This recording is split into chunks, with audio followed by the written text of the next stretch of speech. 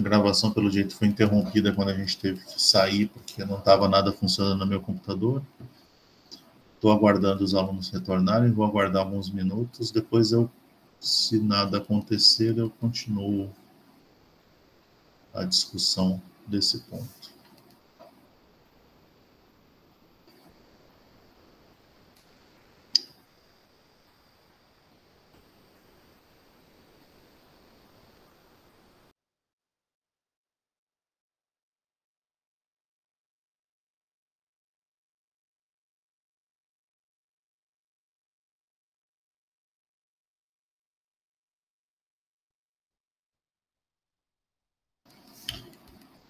Bom dia, de novo, gente. Eu recomecei a gravação, tá? Porque ela tinha parado, a gente já continuou direto também. O pessoal vai logando aí, se achar conveniente. Vocês me desculpem, mas hoje realmente está difícil aqui no meu computador. Então, a gente estava falando sobre a capacidade calorífica, né?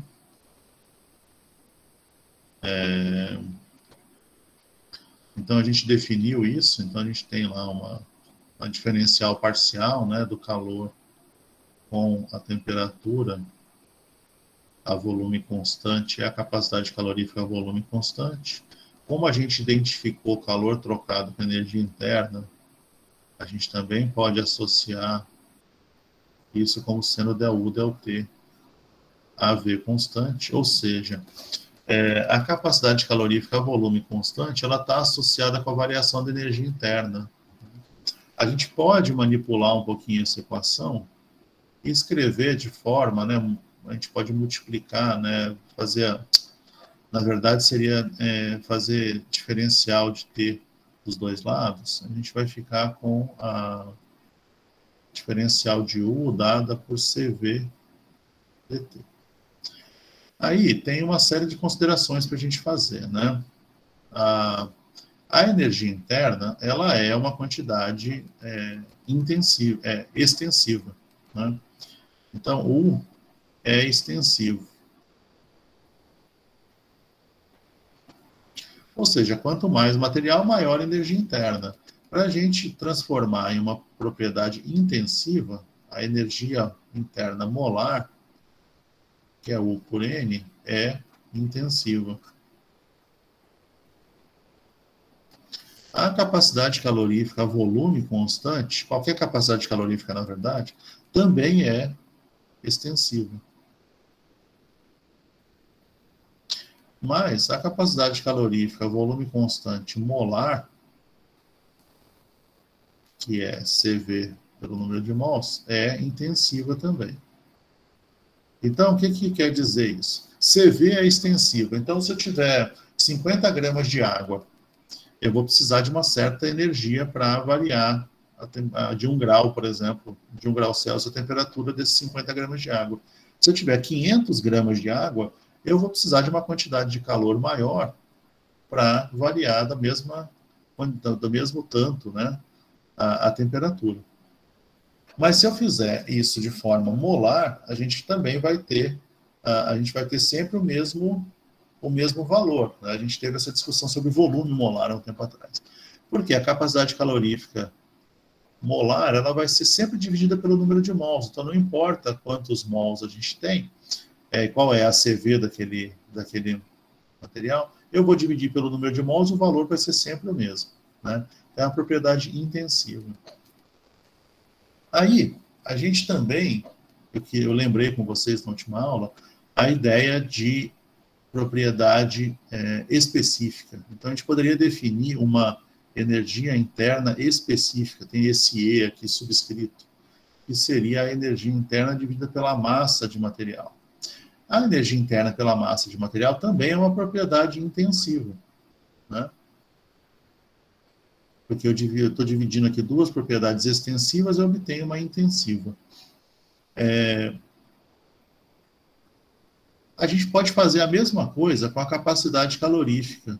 Então, a gente pode definir uma capacidade calorífica extensiva, que vai ser a capacidade calorífica, que é volume constante, pela massa do material. Também é a propriedade intensiva. Só que essa propriedade aqui, ela tem um nome, né? Que é o calor específico. Isso aqui vocês já viram, né?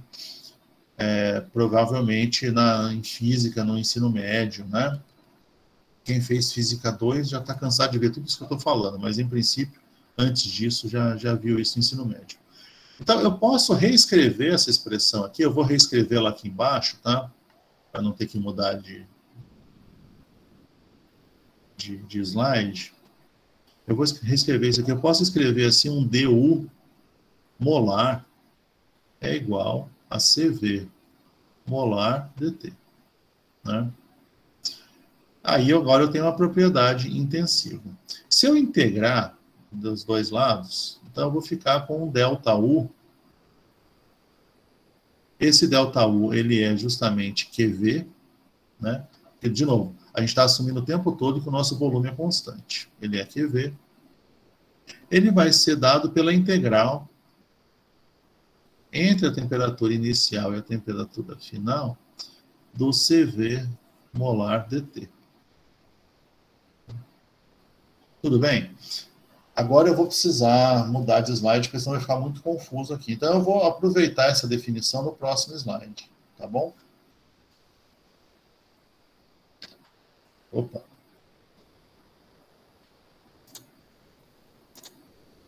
Eu apertei errado aqui, gente.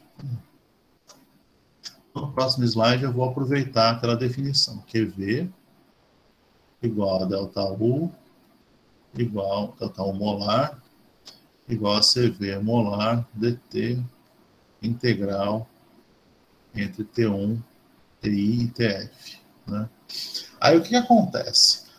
Lá daquele gráfico que eu fiz para vocês, se a gente olhou, lembrar dele aqui só num esqueminha rápido, eu fiz uma coisa mais ou menos assim, né? Então, se eu pegar em dois pontos diferentes, a derivada nesses dois pontos diferentes muda.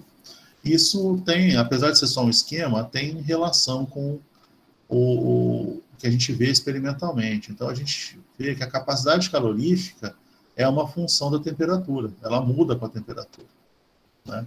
Então, essa integral aqui, ela depende da gente saber como a capacidade calorífica depende da temperatura. Tem um monte de jeitos, experimentalmente a gente vai sempre, tipicamente a gente encontra uma dependência polinomial, né? Então, um número vezes t, mais um número vezes t quadrado, mais um número vezes t ao cubo, assim por diante, né? Mas, em intervalos muito pequenos de temperatura, se a gente escolher dois pontos aqui muito próximos um do outro nesse gráfico, a inclinação muda muito pouco. Então, se a temperatura final for próxima da temperatura inicial, a gente pode aproximar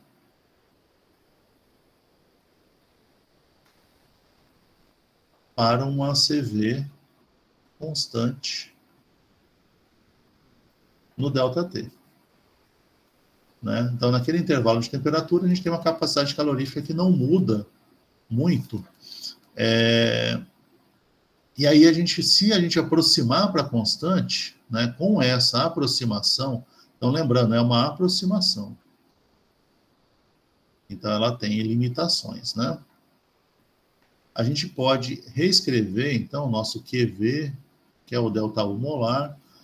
A gente pode, agora, se é uma constante, CV molar vai sair da integral e vai sobrar só o ΔT, né? O T final menos inicial. Isso aqui é uma aproximação. Então, nessa condição em que as temperaturas são próximas, e quão próximas, isso depende dos dados experimentais que a gente tem, né? A gente tem que analisar isso. Se isso for verdade, aqui, a gente ficou com uma equação relativamente simples.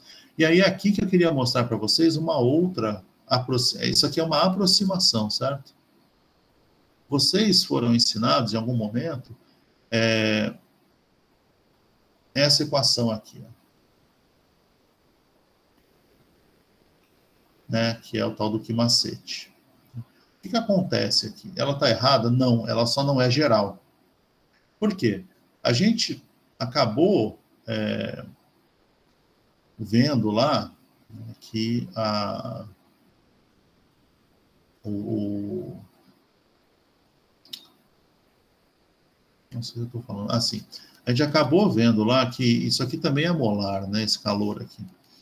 Que a gente viu uma definição de CP molar e um CP específico, né? Seria sobre massa aqui que a gente associou com calor específico, né? O que acontece? O CP molar, ele é CP sobre N. Então, se eu medir CP, para obter o CP molar, eu divido pelo número de mols, né? Então, para eu ter um calor geral aqui, não calor, isso aqui é molar também, né? É por mol aqui que está sendo trocado, né? Se eu for fazer a conta não molar, lá lembrando da especificidade, eu teria que multiplicar aqui o número de mols pelo CP molar. Então, né, isso aqui é por mol, então estamos aqui tranquilo. Agora, se eu quiser um ΔU qualquer, independente, né,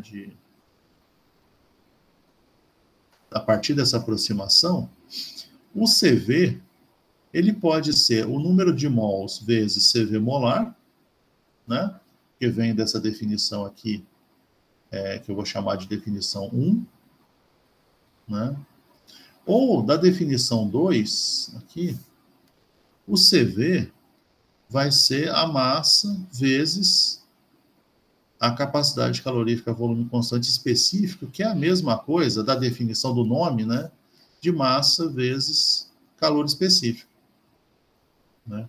Então, essa equação que vocês aprenderam lá no ensino médio, ela é uma aproximação, e a gente tem que usar ela com cautela, né? Porque a partir desse 2, aí eu escrevo lá que Q é igual a MC ΔT. Não é molar mais, né? Que é um calor qualquer, né? Essa equação que vem lá do ensino médio, ela é baseada em uma aproximação. Por que ela tem que ser ensinada assim no ensino médio? Porque o outro jeito de resolver isso é resolver essa integral considerando a função de T para a capacidade calorífica, né? E isso vocês vão fazer, né, no nosso curso. Eu tinha até trazido um exemplo, mas eu vou desistir desse exemplo, tá? Porque ele está dando muito problema aqui para eu alternar entre janelas, então a gente vai ficar por aqui. A gente pode colocar esse exemplo na próxima aula, depois que eu resolver esses problemas com o meu computador, tá? Mas a ideia aqui a gente pode, né, se a gente não puder usar essa aproximação,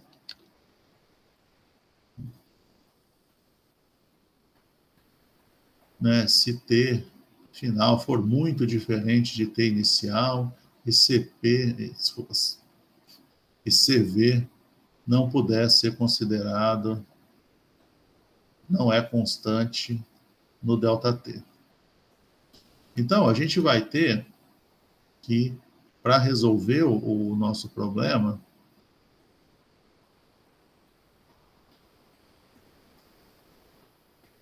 a gente vai ter que resolver a integral.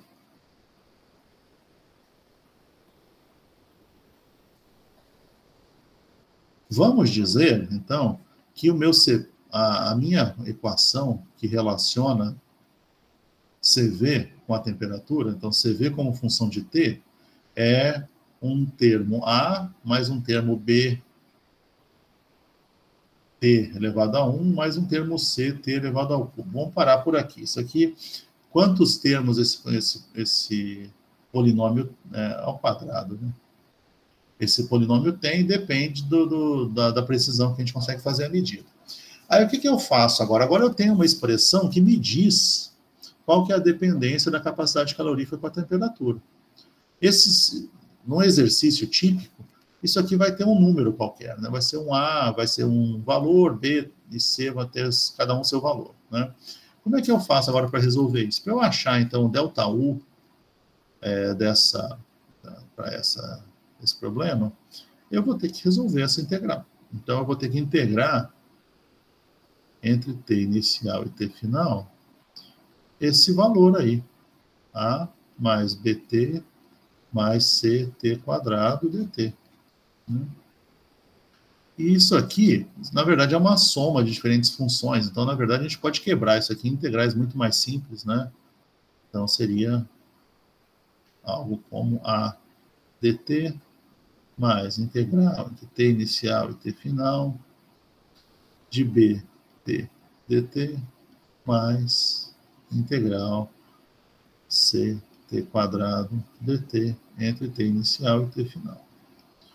Certo?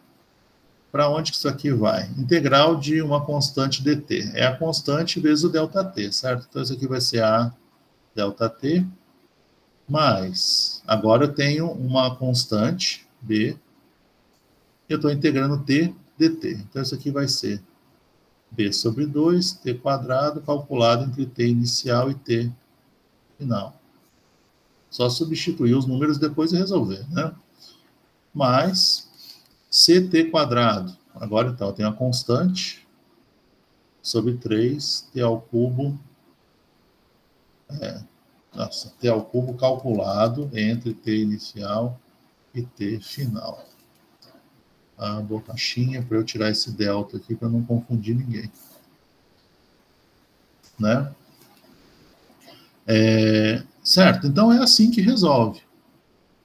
Né? Não tem nenhum mistério. Então, o ΔU aqui, que é igual ao calor trocado a volume constante, vai ser o número que sair quando eu substituir valores aqui. Né? Como é que eu sei o que eu vou fazer? Como é que eu sei se eu vou usar uma resolução desse tipo ou uma resolução em que eu aproximo t inicial e t final? Tipicamente, quem vai te dizer isso é o exercício. Então, você vai ter temperaturas que não são muito distantes e o exercício vai te dar, ou ele vai te dar a expressão da capacidade calorífica, ou ele vai te dar um número, um único número, né? E aí, você vai usar o que você tem. Se você tem um número, você vai usar essa expressão mais simples, que está aqui. Se você tem todos os dados para a dependência da capacidade calorífica com a temperatura, você vai resolver essas integrais de polinômio, que são as integrais, são integrais relativamente simples, né? A gente só tem que saber a hora de usar, certo?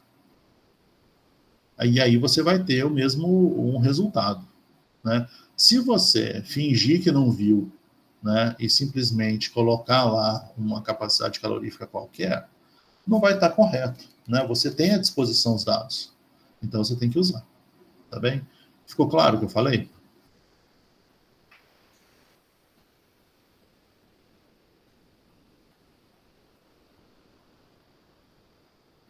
Ficou sim, professor. Muito obrigado. Então, se ficou tudo claro, agora a gente vai ver uma outra situação também ligada à primeira lei da termodinâmica, em que o volume não é constante. Pode ser? Então, olha só, a gente definiu, então, até agora, né, o ΔU como sendo uma capacidade calorífica integral, de capacidade calorífica dt. Só que isso não é de qualquer jeito, isso aqui acontece a um certo volume constante. Né? Então, isso aqui vale a volume constante. Só que, tipicamente, não é isso que a gente tem num processo. Né? Tipicamente, a gente até deixa o volume variar. O que a gente tem é pressão constante no laboratório. Então, você está lá fazendo uma reação química qualquer, você coloca a pressão ambiente, né? Você coloca lá o seu sistema para reagir à pressão ambiente e você permite que o volume, né, o gás que for gerado na sua reação, que ele ou saia do sistema ou ele se mantenha numa pressão constante, né? Você permite que haja expansão, ao invés de tentar controlar o volume, porque ao controlar o volume, o que você está fazendo é que você está deixando a pressão mudar, né? Se você gera gás, por exemplo. É muito mais comum, né, em laboratório. em laboratórios de química, né, especialmente. Aí, a gente não pode mais igualar ΔU com calor.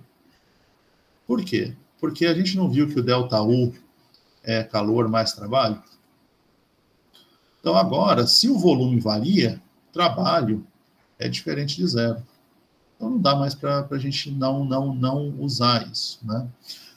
Se o trabalho for só de expansão, o único trabalho possível for de expansão, vocês vão ver mais adiante no curso que não é bem verdade, né? Existem trabalhos variados, inclusive quando vocês forem fazer eletroquímica, né? A solução mais importante vem do fato da gente analisar trabalho associado com corrente elétrica, né? Mas, enfim, então, se o trabalho for só de expansão, a gente pode pensar que o trabalho tem uma relação com a variação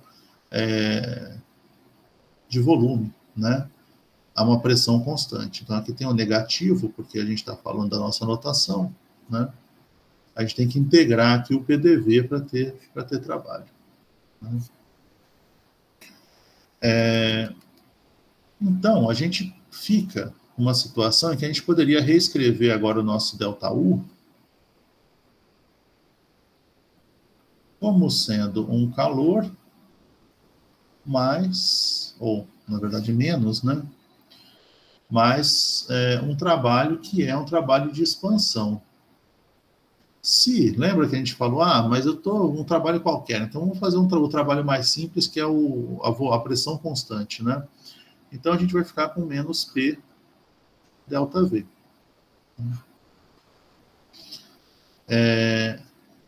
Só que aí a gente... Qual que é o trabalho associado agora com isso, né? Então seria Q menos P ΔV. Tá, então qual que é o problema daqui, né? Agora a gente não tem um nome para dar. Agora essa variação de energia interna, ela tem aqui um outro termo, né?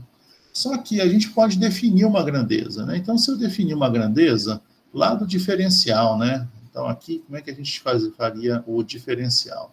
A gente faria du igual a dq mais menos, né? P dv. Por que que tá só o P, né? Seria, na verdade, seria o diferencial de P vezes V, né? Mas aí, como a gente está assumindo que a pressão é constante, o P fica aqui só multiplicando, né? E se eu definir agora uma grandeza, né? Só um minuto. É que eu fiquei na dúvida agora se eu estou falando uma coisa muito fora de ordem.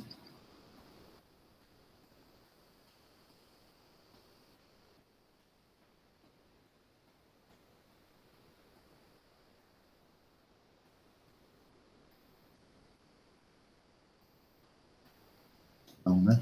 Tá, tudo bem. Então tá. Então eu vou definir uma grandeza.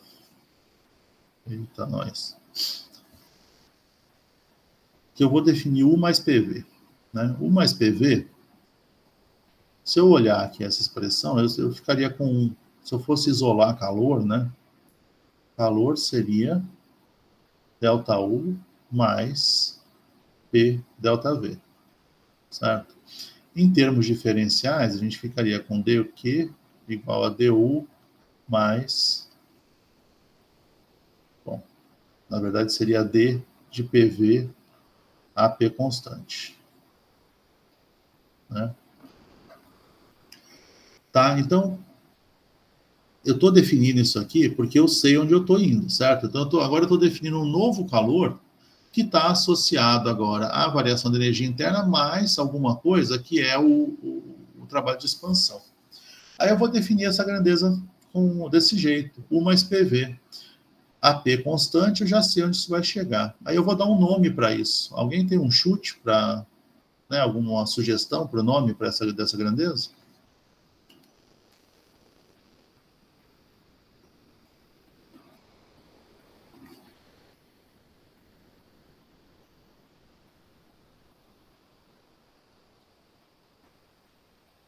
Eu tenho, né? A minha sugestão, tomara que vocês estejam acordados ainda, é chamar isso aqui de entalpia. Então, o nome dessa grandeza aqui é entalpia. Então, a entalpia, ela vai me dar essa variação de energia no sistema, mas não associado a volume constante, mas sim a pressão constante. Por quê? A hora que eu diferenciar a entalpia, né? Então, se eu assumir que P é constante e eu diferenciar a entalpia,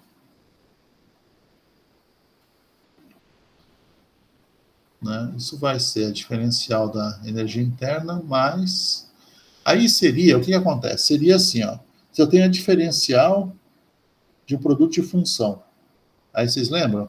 Diferencial de um produto de função seria P dV mais V dP. Só que eu estou dizendo que a pressão é constante, então isso aqui é zero, né? Então, a nossa diferencial da entalpia AP constante é dU mais P dV. E aí, olha só que interessante, né? Essa expressão é exatamente igual a essa que eu escrevi aqui agora há pouco. Né? E aí, então, vem dessa definição que a entalpia também é igual a calor, né? Isso aqui seria igual a calor. Só que aí, agora, não é calor em qualquer condição, não é em volume constante, mas é a pressão constante. Então, esse aqui seria o nosso dQ, a pressão constante. Então, a gente vai chegar de novo numa situação bastante interessante, que a gente consegue definir agora a quantidade de calor trocada, a pressão constante, e a gente associa com uma nova grandeza, que é a entalpia, né? Se isso é verdade, eu vou fazer um tracinho aqui só para escrever mais umas coisinhas, né? Se isso é verdade, a gente pode vir para cá, e a gente pode, lá pensando de novo na capacidade calorífica, eu posso definir agora uma capacidade calorífica a pressão constante. E ela vai ser o quê? A quantidade de calor trocado para causar uma certa variação de temperatura a pressão constante. Só que a gente acabou de associar calor à pressão constante com a entalpia. Então a gente vai ter isso aqui como sendo del H, del T, mantido pressão constante. Né? E aí, lembrando lá de tudo que a gente fez para energia interna, a gente pode rearranjar essa expressão e chegar a dH igual a Cp dt. Agora, a gente tem, como é que eu meço a variação de entalpia? Eu vou ter que medir uma variação de temperatura, e isso está associado com uma capacidade calorífica. Tá? Então, tudo isso aqui é para a gente definir a entalpia. Né? Que é uma grandeza que a gente está muito mais acostumado, talvez, porque a gente é apresentado a ela já no segundo ano do ensino médio, né? Se não me engano. Acho que ainda é assim. Tá? Tudo bem até agora? Eu estou olhando aqui para o lado, aqui o tamanho da confusão que eu estou fazendo, mas vocês estão conseguindo seguir o que eu estou falando? Eu ouvi um plim, deve ser... Sim. Sim, tá. Então, tá. Então, eu vou... Se a gente continuar agora, então vamos de novo lá para a definição. Então, a gente acabou de definir dH igual a Cp, capacidade calorífica, pressão constante, dt.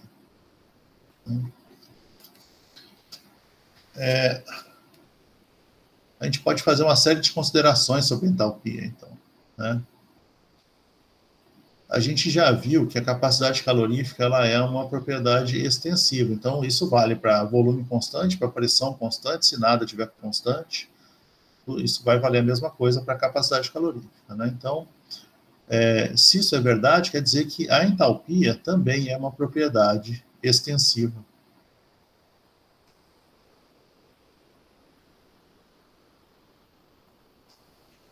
Como é que eu faço para tornar ela uma propriedade intensiva? Entalpia molar. Então, eu posso definir H molar igual a H sobre número de mols. Essa é intensiva. A mesma coisa vale para a capacidade calorífica a pressão constante. Também posso definir uma capacidade calorífica específica, né, que é por massa.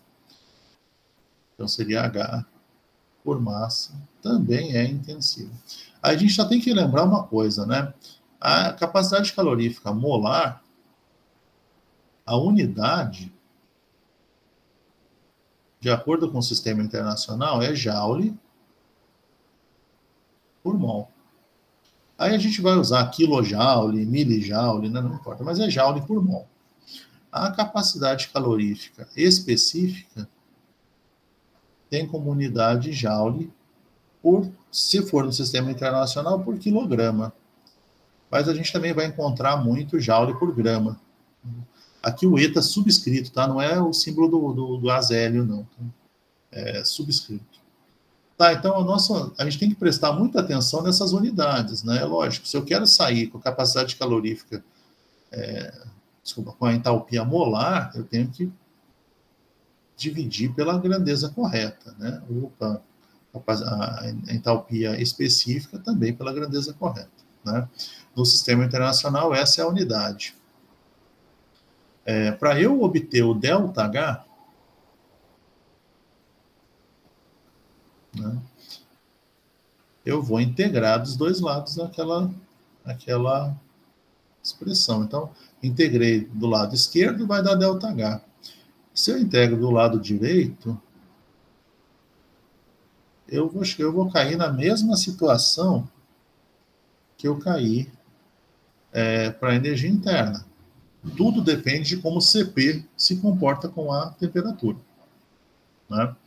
Então, a gente pode ter uma aproximação da CP ΔT, se CP for constante no intervalo de temperatura, ou a gente vai ter que integrar um polinômio, né?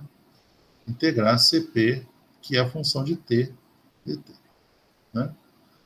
Depende de eu ter ou não qual é a função da capacidade calorífica com a temperatura para aquele material ou para aquele processo qualquer que eu estou analisando, né? Se essa expressão aqui de forma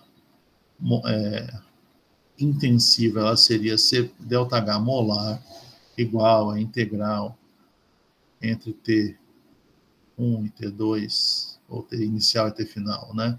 De CP molar dt. E a notação para a entalpia é a que vocês já conhecem. Então, se a entalpia é positiva, né? Se o ΔH é positivo, a gente tem um processo endotérmico.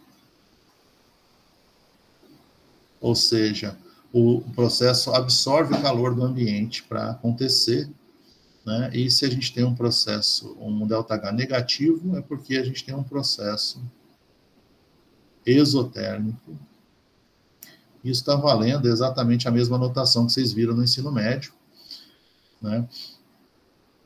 E aí a gente vai sempre trabalhar com isso na hora da gente fazer as nossas considerações mais adiante, né? Essa notação, ela bate exatamente com a notação para a capacidade calorífica, para calor, para trabalho, para energia interna, que a gente já viu, tá bem?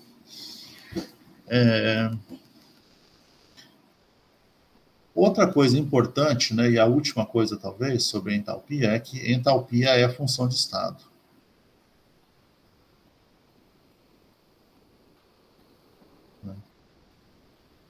Essas são as definições mais importantes. O que é a função de estado? Lembrar, né? Função de estado é quando a gente tem uma grandeza que depende unicamente dos estados inicial e final do meu sistema. Não importa qual é o caminho que a gente faz. Ao fazer todo o caminho que a gente inventar, se o estado inicial e o final forem os mesmos, a gente vai ter um ΔH, uma variação de entalpia nesse processo que é constante. Do mesmo jeito que para a energia interna a gente não mede entalpia, o que a gente sempre mede são variações da entalpia. Então, o que a gente sempre tem é ΔH. Tá? Sempre. A gente não é capaz de medir a entalpia. Ela tem o mesmo problema da energia interna. A gente não tem como medir a velocidade de cada molécula e fazer um somatório. Pelo menos não na prática. Né? Teoricamente, isso é possível de ser feito. Né? Tá? Então, a gente tem essas definições para entalpia. E aí, a gente podia construir um pouquinho sobre isso. Alguém tem alguma dúvida aqui? Tá. O que quer dizer ser função de estado? Então, isso vale para ΔU e ΔH. Né? Depois vai valer para todas as outras funções de estado.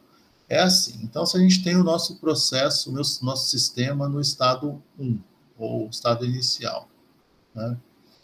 E eu tenho o meu processo, e depois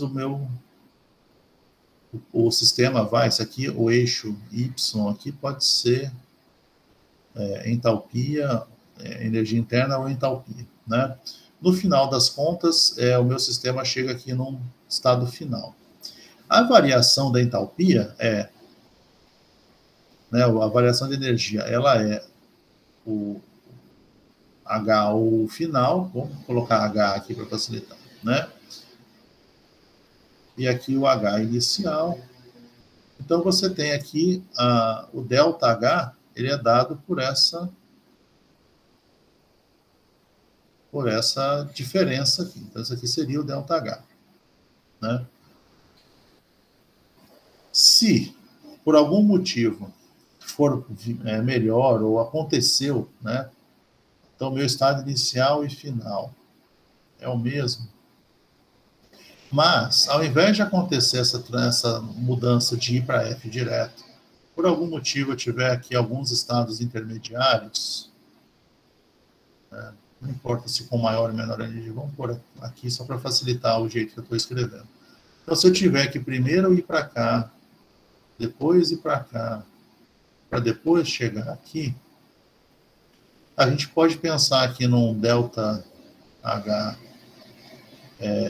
A, ΔH B e ΔH C. Como o ΔH é uma função de estado, né, como a entalpia é uma função de estado, a gente pode afirmar sem sombra de dúvidas, se I e F forem os mesmos, a gente pode afirmar sem sombra de dúvidas que isso aqui é verdade.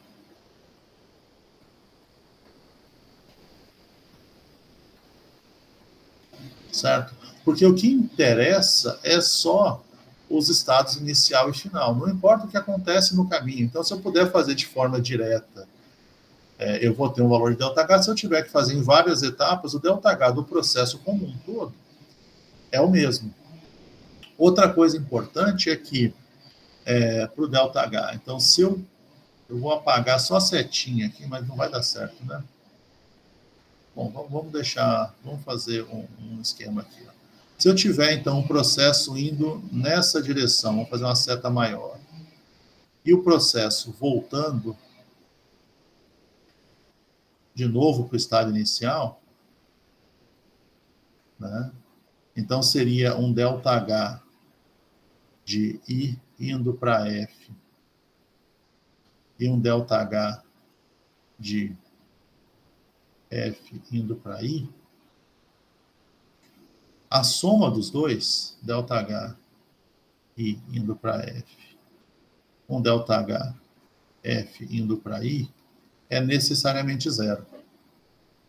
Porque você tem um certo valor, vamos dizer aqui que a gente está para cima, né? Então aqui você teria um processo que é endotérmico. Ao chegar nesse processo, nessa situação, se você retornar para I, a quantidade de calor que foi trocada, né, de calor a pressão constante, né, ou seja, a variação de entalpia, é exatamente o mesmo.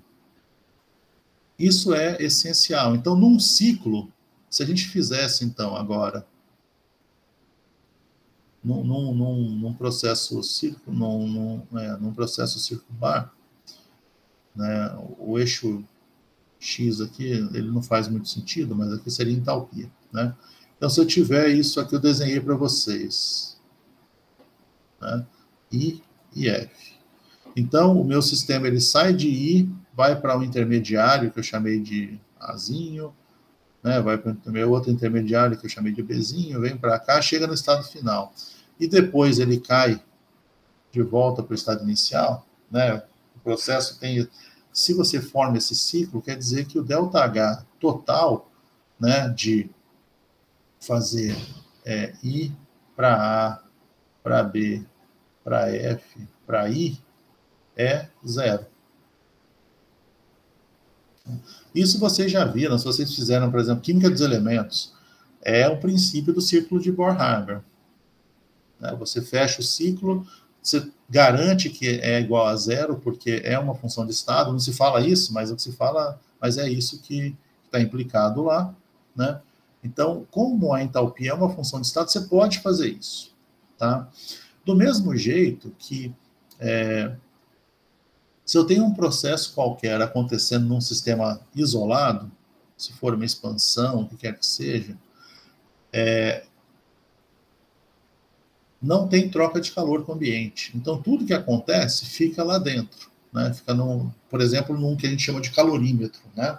Então, no momento em que você faz um processo e o seu calorímetro ele é efetivamente um sistema isolado, você consegue isolar qualquer troca de matéria e de calor com o ambiente, tudo que acontecer lá dentro é cíclico.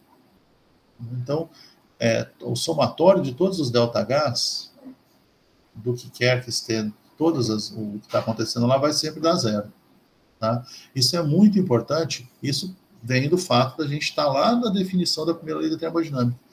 Isso é muito relevante na hora da gente analisar qualquer processo químico, né? Especialmente quando a gente está trabalhando com um processo em que a gente tem controle sobre se o sistema está fechado, se o sistema está isolado. Isso é muito importante para a gente fazer essa análise. Tá? Isso aqui está claro? Todo mundo conhece provavelmente isso, quem fez o ensino médio que chegou nesse ponto, quando estudou na termoquímica, né? Então, lá na termoquímica, tudo isso aqui foi dado um nome, né? É um costume que a gente tem, especialmente no ensino médio, de dar nome para tudo, né? Que é a tal da lei de Hess. Isso é dado para vocês de uma forma simplesmente é um corolário, né? Isso aqui é verdade e vamos para frente a partir disso. Só que essa lei de Hess, no fundo, ela é simplesmente o conceito de função de estado. Tá? Então, ela não vale só para ΔH. Ela vale para qualquer propriedade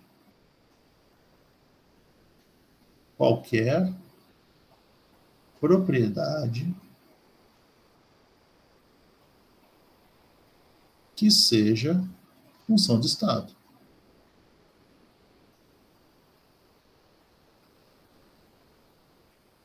Então, isso vale para o ΔH, isso vale para ΔU, isso vai valer mais adiante para ΔG, vai valer para variação de entropia, vai valer para todas as grandezas que a gente for ver daqui para frente que sejam funções de estado.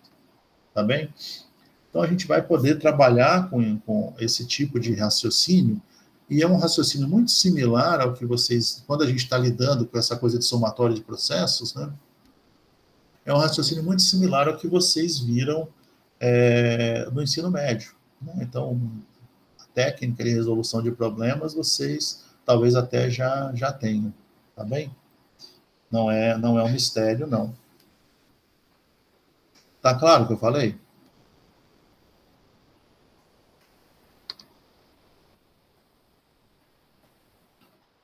Tá sim, professor. Tá?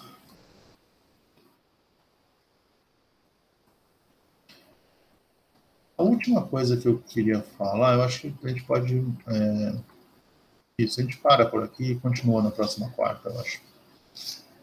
Que é o seguinte, né? É só uma questão de nomenclatura mesmo. Eu falei para vocês, desde o começo, que entalpia não pode ser medida diretamente.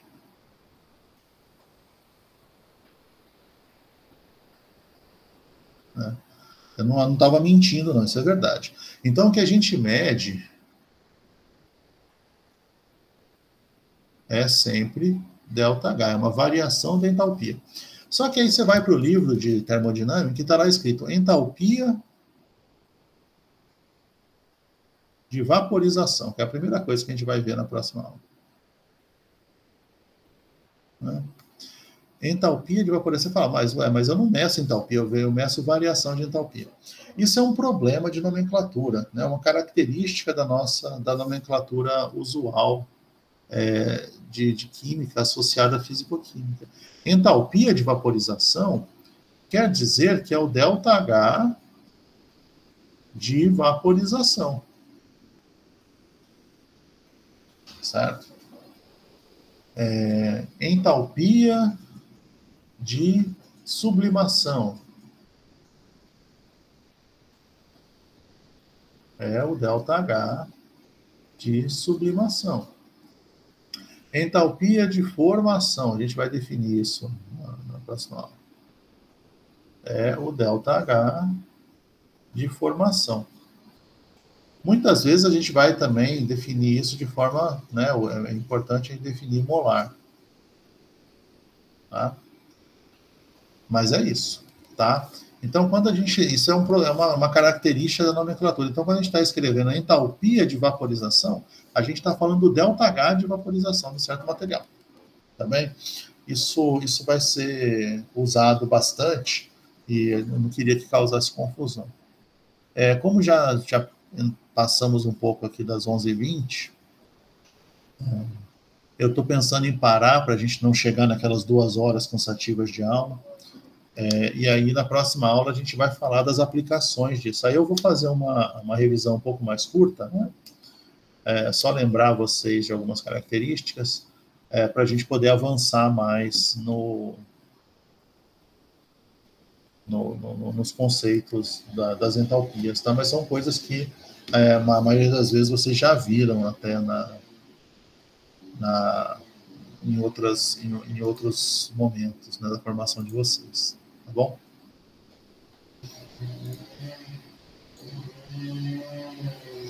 Eu não sei se vocês estão ouvindo, mas devem estar, né? Tá um barulho super alto, é um cortador de grama que está aqui do lado, vocês me desculpem, tá?